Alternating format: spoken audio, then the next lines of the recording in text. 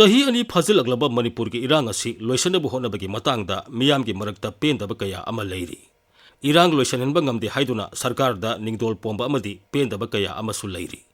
Misi mina yaukhraba imung kayagi wakhalgi pukningi amadi lainingi oiba penjadaba kaya amasu leiri. Adugi mathakta irang asina sangtharagliba asina mayum makai maral mathum mangkhraba miyoi lising kayagi awaba polumsu nongma nongmagi hengalagli. Aduna irang loisan hande haiduna waraubasu hengalagli. Manipurda February 13 President's Rule thamlakpa matam aduda center na karigumba khara tawraktuna shanti laknabu honaraklagani haina miyamna asa tawnakhi. Asa adu kaibabak natrabasu khud thongnaba natraga hingsagi chang khara hantharaklagasu mapung phana irang asi laksele natraga waroisin ama lakle haibagi phibam ama udabana ngasisu pendabagi wafam kaya phongdoknari. Matang asida ningsingba yabadi Kanglupki iranga Naxalite ki iranga khenaba leibanina irang sing asi laksinaba honabagi upaidasu khenaba leigani haiduna Union Home Minister na Parliament phongdokhi. Aduna lalmi netraga sakti sijanatuna irang asi laksinba yaroi masiga sagonaba itihas amadi samajgi oiba phibam sing yengsinba mathau tai. Aduna masibu laksinaba honabada matam sangani haibani. Lisingani kunmarigi October 15 Delhi da Manipur ki MLA Kanglup naina unhan khiba adu santigi maikaida thangba singthaba yaba khongthang ama oiba ngamkhide. Ahoina dum unakhiba aduna makhoina launariba phireb adu hena sesilhanaba oina thokhi haiba yai. Nakal animangna thoidokpa wa phongdokna khide. Adubu matam adugi rajnitigi phibamga President's Rule manung sigi phibamga gi marakta ahongba ama laglabanina santigi wari sanaba amadi irang asigi waroisin ama thiba yaragani haina launarami.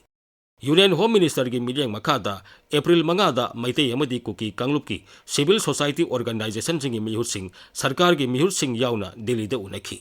Unaba aduda yanaba amata purakhide. Amadi wahan thok leiba wafam amata khanakhibagi mami su takhide.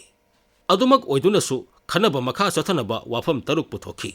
Wafam sing adu aki akhang yauduna lambel singda satok sesin yahanba amadi hingsa lebnaba mipum khudingmakta appeal tobagi wa yauri.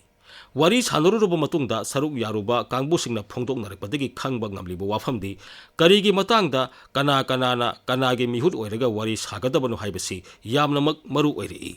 Wafam sing asigi matangda hanana lup kharana yaningdaba kaya phongdoknabasu laikhre.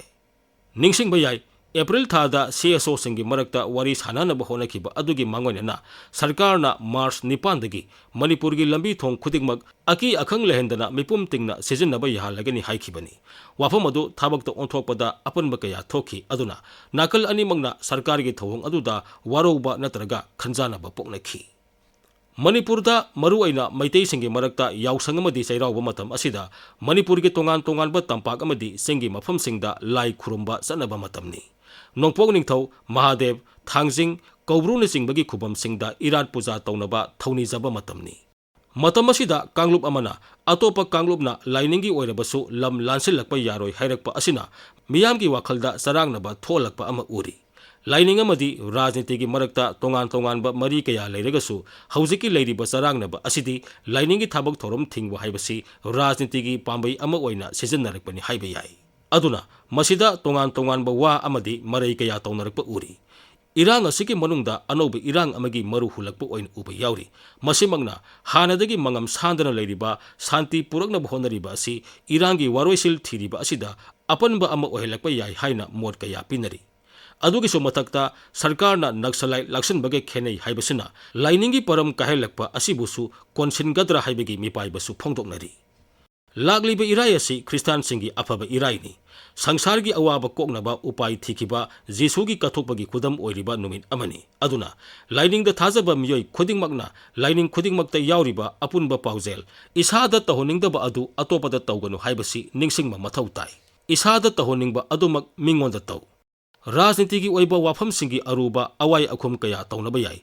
Matam sangna punna Manipurgi tungi laibak leminaba yai. Adubu asauba amadi rajnitigi khulai ama oina lainingi thajabi amadi irat puja thingbadi miyoibagi ethics amatana yaroidaba wafamni.